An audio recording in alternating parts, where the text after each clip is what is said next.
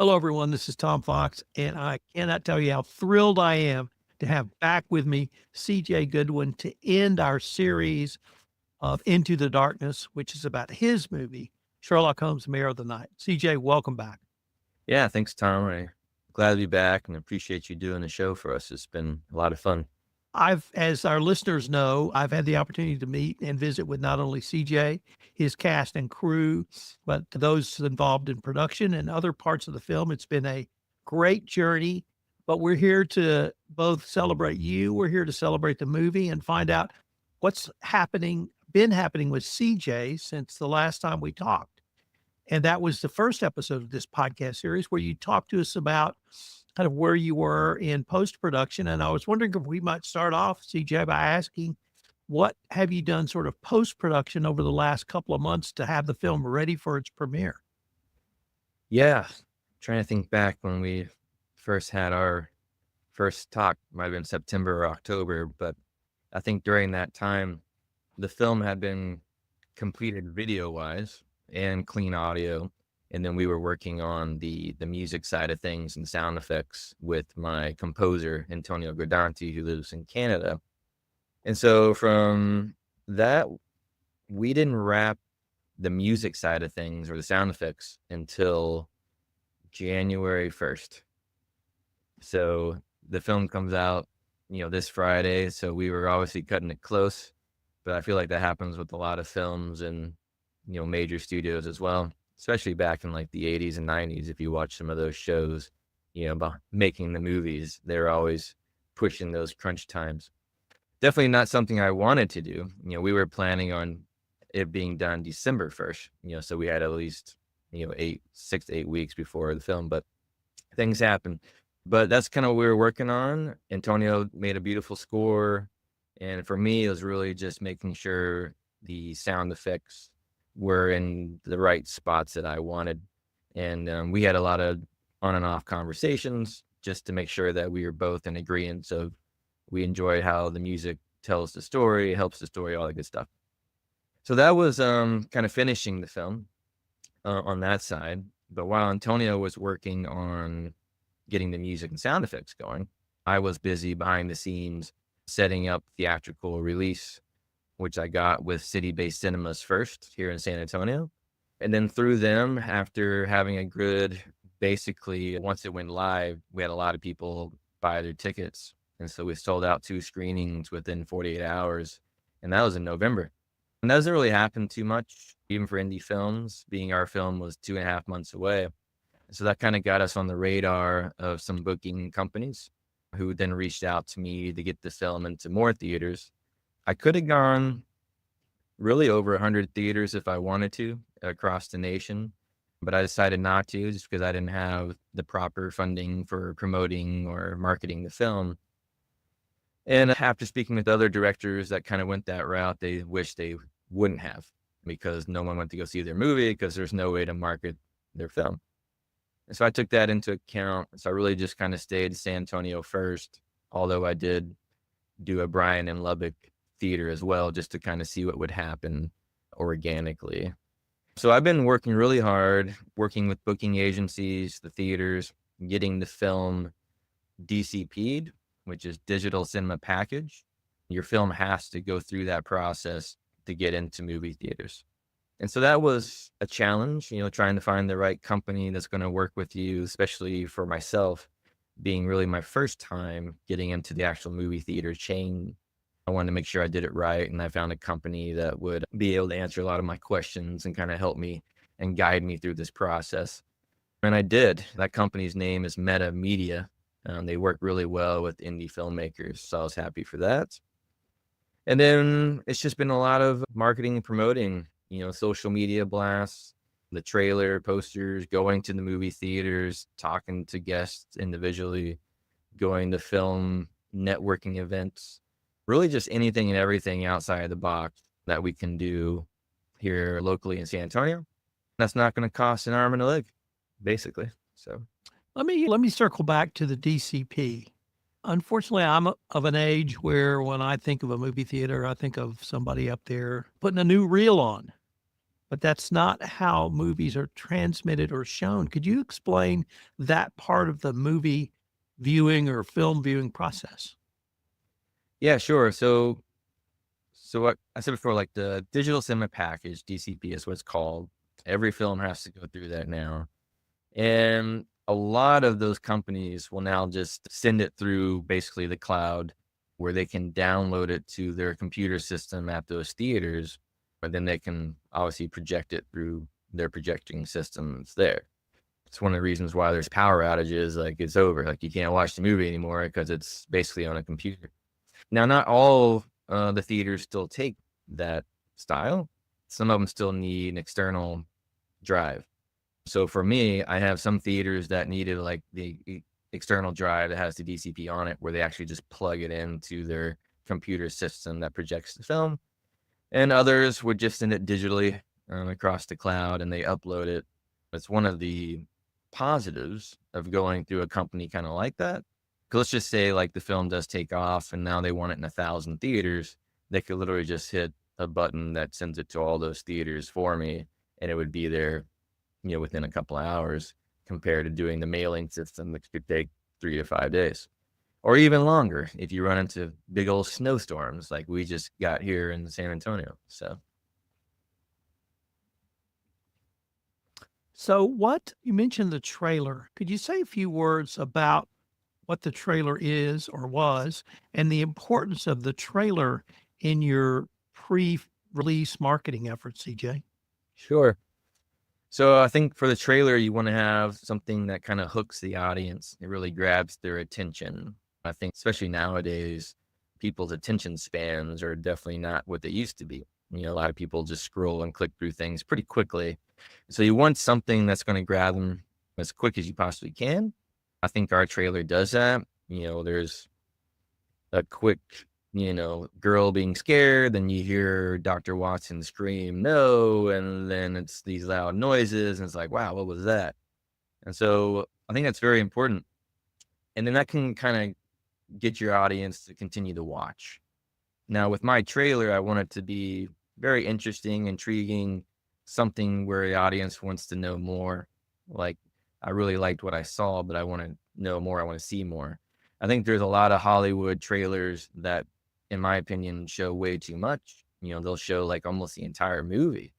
And it's like, well, you just kind of ruin like the ending for me. Like I already know what's going to happen. And so I try not to do that.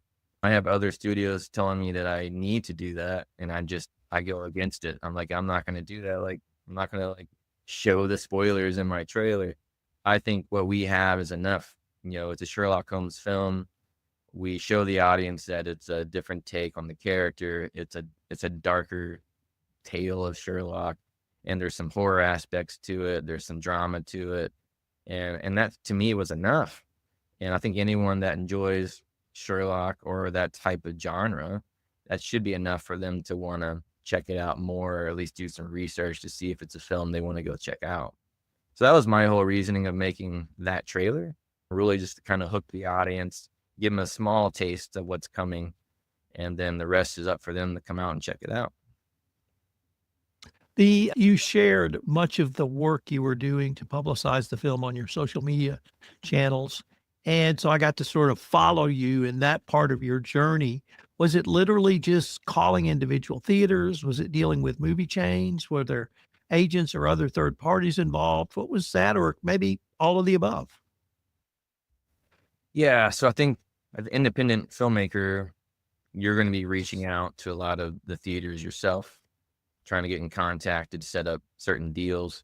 You can do forewalling. I suggest not doing that. That's basically where you're paying the theater a certain amount of money, basically renting out a screen, and then you're trying to fill that theater not only to make that rental cost back, but then also some funds on the back end, which can be really challenging for an indie filmmaker. So I don't suggest doing that. What I suggest doing is working with theaters that are willing to do a ticket split where there's no up cost rental fee at all. They like your product.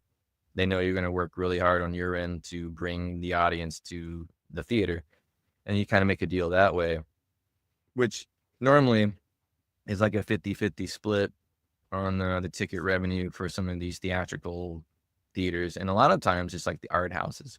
Like, you're not gonna be able to do that for mainstream theater chains like AMC, like, that's not gonna happen.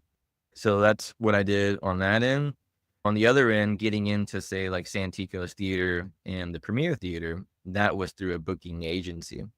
So because I did so well getting city-based cinemas going with over 300 tickets sold in 48 hours, I got on their radar. So they reached out to me wanting to put the film into these other bigger movie chains where there's no way I'd be able to get that response by myself because they don't deal with that. Santico's, they go through a booking agency. They don't deal with one-on-ones. Let me change the focus just a little bit to the podcast series that this is the concluding episode. I've been universally impressed with the people that we've had on the podcast. They're obviously very passionate about what they do, what you're doing, and they got to tell their story. And you had some first-time actors, or at least a first-time actor, in addition to all the extras you had. You had some first-time people in other roles as well. Looking back now, did you see yourself as sort of the mentor at the time? Because it sure seemed like to me you were doing a lot of teaching, if I can use that word. And if there was one theme from everyone I interviewed, it was CJ was always available, which surprised me a little bit, but it indicated to me that perhaps some directors are not available. So I was wondering if you'd talk about that process of how you brought along your first production assistant, your makeup artist, Taylor, for instance, in her first role. Obviously very different roles in the film, but how did you work with them, teach them, encourage them, that sort of thing? Yeah, there's a lot in there. I think for me personally, it's just something it's just who I am. I really want to teach and coach and try to make the best product possible, but also help everyone that's involved and help grow and help their careers as much as I possibly can. I always tell everyone I don't have all the answers, but I'll definitely give it 100%. I think if you're the leader of whatever you do in life, you have to lead by example, not with words, but through actions. And I feel like I do that. It's something that I strive towards. It's something that I promise really everyone that comes onto my films, especially if it's a low budget movie like this one was. That's what makes this film so special, that we are in the movie theaters, because, it doesn't really happen, for indie films on a low scale like ours. But even from the beginning, I promised that we get into movie theaters, which we did. No one on the film got paid. It's just all passion and love and being volunteers. And, for them to be able to take that risk and to join a film like that that's going to take 3 years to make, I think it's my duty to make sure that they get everything they possibly can out of this. And so what I can bring is my experience and just trying to help teach and coach them along the ways. Yeah, it's my fourth featured film, so I've kind of done everything. I've worn a lot of hats, which you kind of have to in the indie world. And so I can at least take newbies, not professionals, but if they're new, I can help train them and teach them almost in every field on the film side. And if you're a new actor, like Taylor was to this movie, I can definitely help guide them in the right direction, let them know the best practices to kind of take, to continue to grow and be a force in the film world. I can set them up with people like Les and Michelle that can help guide her as well and kind of prep her and get her ready for her scenes. We had a lot of talks, on and off the set, just trying to make people as comfortable as I possibly can. And, it's really nice for all the actors and the crew members to say all those things. I really appreciate the kind words. And yeah, man, there's just a lot, that goes into it. And for me, I don't want to let anyone down. They're putting their trust into me to make this film. And it kind of, the film kind of rests on my shoulders, right? I will take it as far as I possibly can. And if I stop, or if I say, I've said this before in other podcasts, like, well, that's good enough. Let's just move on. If I have that mentality, then the film definitely does not come out as good as it should be. And it's an interesting thing because, you have to know when to push, your crew and your actors, and you also have to know when not to, when to kind of let up and let them breathe a little bit. Now, in no way am I, a hard ass. I'm not like in their faces yelling like a drill sergeant or anything like that. But there are moments where I have to pull people aside and have serious conversations, or I have to remotivate them and let them know why this is such an important moment in the film to kind of just regain their focus. And then there's moments where you have to just have fun because we just went through a 12-hour session. It's freezing outside. It's raining. Everybody's miserable. And so you have to find a way to keep their spirits up.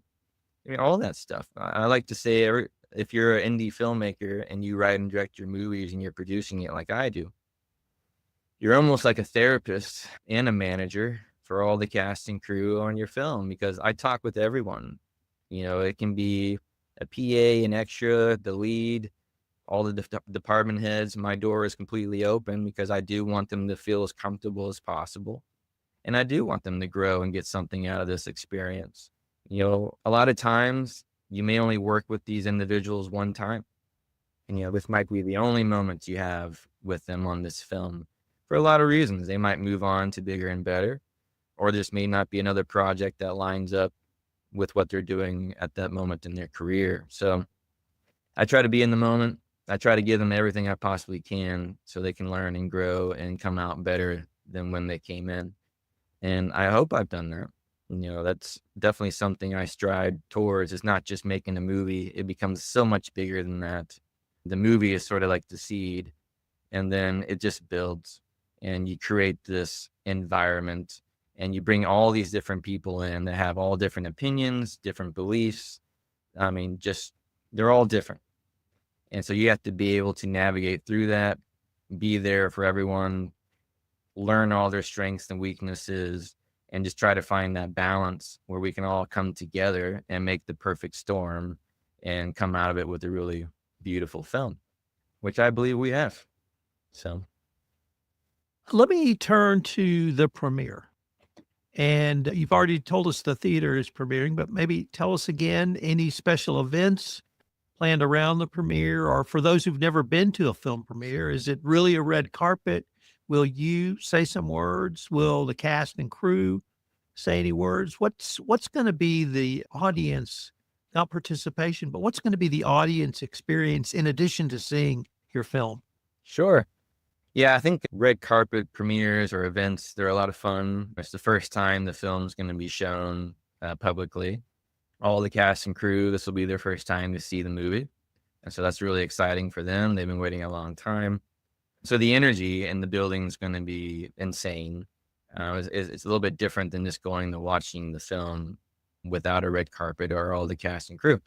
There's just a really awesome energy involved. Everyone's excited. And, what comes with it, obviously there is a red carpet. You get the backdrops of the film and the theater you're at. You're taking photos with everyone on the red carpet. Media will be there. And so you're getting interviewed by local media people. Magazine and podcast people are there as well. So they're doing their due diligence. And then you get some influencers from the city. They could be a big name within the city that come out and watch the film to support the local arts. And then everyone gets to dress up. So it's a moment to wear your finest outfits, if you like, kind of like the Oscars, I guess. And it's just a celebration. It's sort of the end of the road, right? You spent all this time making the film. Now it's finally here. They're going to get to watch it. And so it's in the beginning, it's a lot of love and excitement. And then after it's over, it's, I think everyone's going to be on a high still. But, for me, it's like, well, that's it. I just spent 3 years for this moment, and the film will continue to do things, in theaters, hopefully for the next few months. But then it's over, and then it's on to the next. And it's crazy how fast that happens. You spend 3 years of your life for a 2-hour movie. So I think if you're in the arts, you have to be a little crazy and passionate because that's what you're doing.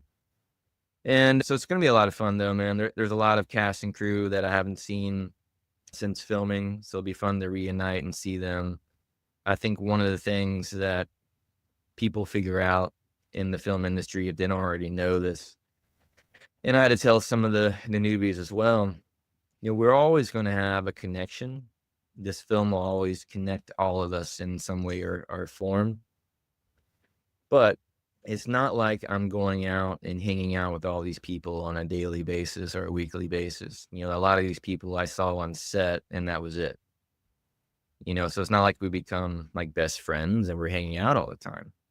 And so it can be hard for some people because you spend 6 months with all these people, you became a family and you had all these great moments, and then it's like it's over and we're off back to our normal lives and we're on to our next projects. And a lot of times you may not ever hook back up with them again. And so it can be hard on that side of things. But the beauty about it now, I guess, with nowadays is you have social media. So if nothing else, you can continue to follow them. You can continue to reach out, at least through that aspect. But I don't know, man. It's a beautiful moment. It's something I've been striving for a long time, to get the film into theaters. And I'm happy that it's this film that is my first time in theaters. Obviously, I made other movies, but I don't think they were ready for the movie theater experience, in my opinion. But I do believe that this movie is ready for the movie theaters, and I'm excited for people to see it. CJ, I've not asked you this, but I wanted to end this podcast with the following question. What would you say to the high school student, the college student, the 30-year-old who thinks he can make movies better than he sees with his mother on the screen? Mhm. What would you tell them to encourage them or not about moving into becoming an independent filmmaker or being part of that process to just fulfill a dream? Yeah, I would say anyone can do it. You really can. I'm living proof. I did not go to film school. I started when I was 30. That's what Tom was referencing back in the first podcast. My mom and I watching films, and I decided that I could make movies too. And I think anyone can do it. It's extremely hard. It's going to be very, very difficult. You're going to have ups and downs, wins and losses. And, motivation can only take you so far. You're going to have to be super disciplined within the process, stay the course, believe in yourself, believe in your vision, your work, make a film that you want to see. Don't make a film that you think people want to watch. That's not going to get you through. Just make your own brand. I think in the beginning, there's a lot of excitement. Every film I make, there are many people that do not make it from start to finish because they realize how really difficult it is. And it's not a luxury, like it's pretty brutal. I can give millions of examples and I'll just give one.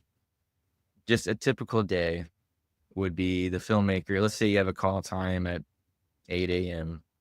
Well, if you're the filmmaker and it's an hour away, you're getting up at least at 4:30 in the morning to get all your equipment, load everything up. It's 40 degrees outside. You drive to the destination. You're getting all the equipment set up, shot list, everything set, ready to go for when the cast and crew shows up. They show up. You go through the filming techniques, all the stuff. You do like a 15-hour day. Now it's like midnight. And you start breaking stuff down. You drive home at 1 or 2 o'clock in the morning and you wake up and do it again the next day. So that is a typical featured film life. And if you don't have that discipline and drive to push through, then yeah, you're not going to make it. And that's why a lot of people don't. I think the dream is always there, but man, I feel like just like anything in life though, like it doesn't really matter what you're doing. Like whatever profession you take on, like it's extremely hard and you just have to be disciplined with it, and that would be my message to everyone, anyone that wants to make a film, you can do it. You just got to stay disciplined, do your homework, do your due diligence, make sure pre-production is super solid before you go into filming. And then as I preach all the time, you need to be patient.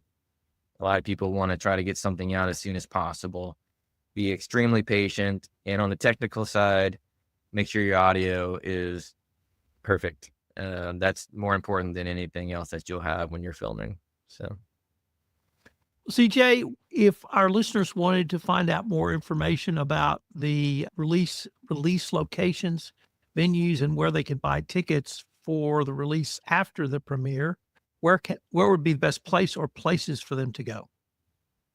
Yeah, we have a few. The easiest one would be our website, Sherlock Holmes, Mare.com. If you go on there, it has all the locations that we're showing the film at, along with where you can buy tickets. Or you can definitely just follow myself on Facebook, mainly. And you'll see a lot of the updates of where I'll be going with the film. Those are probably the two main spots, to be honest, that I would push people to check where it's playing. But yeah, follow us, man. I hope everyone can follow along the ride, whether it's on the Sherlock Holmes, Mare of the Night social media pages or just myself. We have the film in theaters this coming weekend here in San Antonio. And then we'll be at the Callow Theater in Kerrville, February 23rd. And we'll be doing the red carpet there as well. So it'll be a lot of fun for the Hill Country people. Well, CJ, I wanted to thank you again. It's been a ton of fun, and I can't wait to see what you come up with next.